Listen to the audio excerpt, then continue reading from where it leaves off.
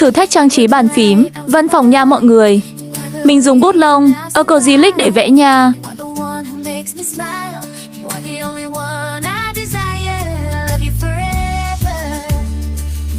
Do nút bấm hơi nhỏ nên chúng ta sẽ dáng vẽ nhỏ theo nha. Chúng ta vẽ mặt, tay chân nó, tròn trịa cho dễ thương.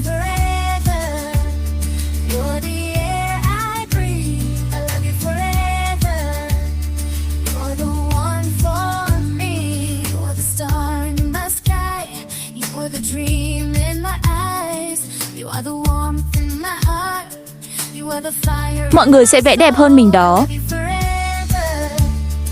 Cũng đơn giản phải không mọi người? Theo dõi tiếp video khác của kênh mình nha.